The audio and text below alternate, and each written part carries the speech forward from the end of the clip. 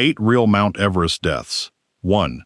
George Mallory, The Mystery That Was Never Solved, 1924. George Mallory had already attempted Everest twice before.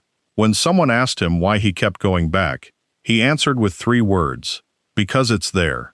On June 9, 1924, Mallory and his young climbing partner Andrew Irvine set out for the summit.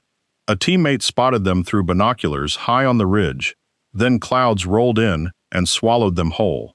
They were never seen alive again. For 75 years, nobody knew what happened. Then in 1999, searchers found Mallory's body frozen into the slope, still dressed in a tweed suit, a rope injury around his waist, suggesting he was still tied to Irvine when he fell. Whether he reached the summit before he died remains one of mountaineering's greatest unsolved mysteries. 2. Rob Hall, the guide who radioed his wife goodbye, 1996.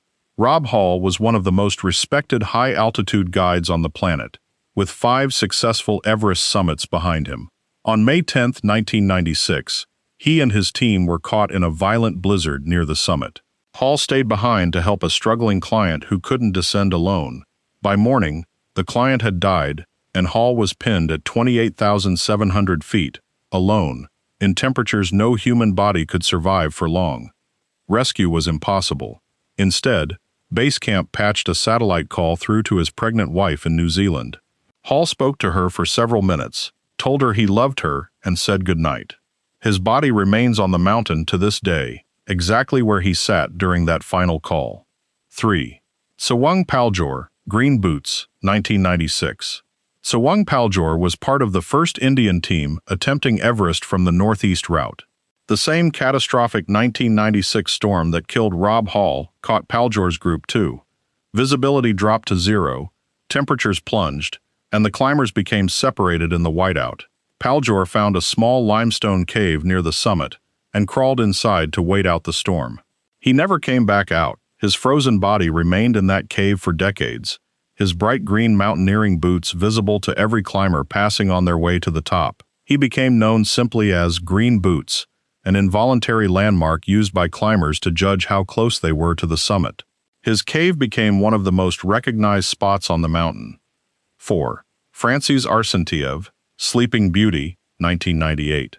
Frances Arsentiev made history on May 22, 1998, becoming the first American woman to summit Everest without supplemental oxygen.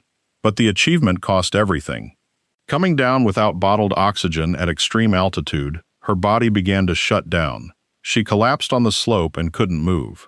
Her husband Sergei descended ahead of her, realized she hadn't followed, and went back up to find her, disappearing himself in the process.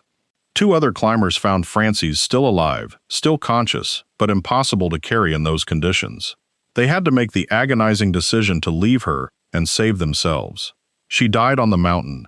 Her body lay visible from the trail for years, arms outstretched toward the sky, earning her the nickname Sleeping Beauty. 5. Scott Fisher, the guide who pushed too far, 1996. Scott Fisher was the kind of climber who made the impossible look routine. Bold, experienced, physically enormous. He led the Mountain Madness expedition on that deadly May 1996 climb and was one of the last people anyone expected to die on the mountain. But Fisher had been quietly suffering through illness during the ascent, pushing through symptoms that should have sent him back down. By the time the storm hit, he had nothing left. He was found sitting motionless near the summit, too far gone to be moved and too exposed to survive the night. His business partner, Rob Hall, died the same night on the same mountain, leaving 8 people dead before the storm finally broke. 6. David Sharp, passed by 40 climbers while still alive, 2006.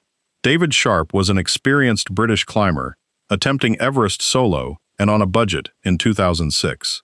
He made it to the summit but ran out of oxygen and strength on the way down, crawling into the same limestone cave where Green Boots lay frozen. He was still alive when climbers began passing him. Reportedly, up to 40 people walked past that cave and saw him huddled there, barely conscious. Almost none stopped. A documentary crew, filming a double amputee climber's ascent, caught footage of Sharp alive on camera. By the time Sherpas returned with help, he was dead. The incident triggered a worldwide debate about summit fever and whether ambition had completely replaced compassion on the world's highest mountain. 7. The 2014 Khumbu Icefall Avalanche, 16 Sherpas killed before dawn, 2014, April 18, 2014, began like any other pre-dawn on Everest. A line of Sherpas moving through the Khumbu Icefall before sunrise, carrying equipment to high camps to prepare for the season's climbers. The icefall is one of the most dangerous sections of the route, a constantly shifting maze of ice towers called seracs that can collapse without warning. At 6:30 a.m., a massive serac gave way without warning, sending hundreds of thousands of tons of ice crashing down into the trail below. 16 Sherpas were killed instantly, the deadliest single accident in Everest's history at the time. It sparked a mass walkout by Sherpas who felt they were risking their lives disproportionately while foreign climbers reaped the glory. 8. The 2019 traffic jam, death by waiting in line, 2019. By 2019, Everest had become so commercialized that Nepal issued a record number of climbing permits in a single season. On summit day, the result was a photograph that shocked the world. A queue of hundreds of climbers in brightly colored gear, stretched single file up a narrow ridge, barely moving, waiting in line at 28,000 feet. 11 people died that season. Several deaths were directly linked to overcrowding. Climbers spent hours stationary in the death zone waiting for the line to move, burning through oxygen, developing frostbite, and losing strength they couldn't afford to lose. One climber's widow publicly blamed the Nepalese government for issuing too many permits. The mountain hadn't gotten more dangerous. The crowd had.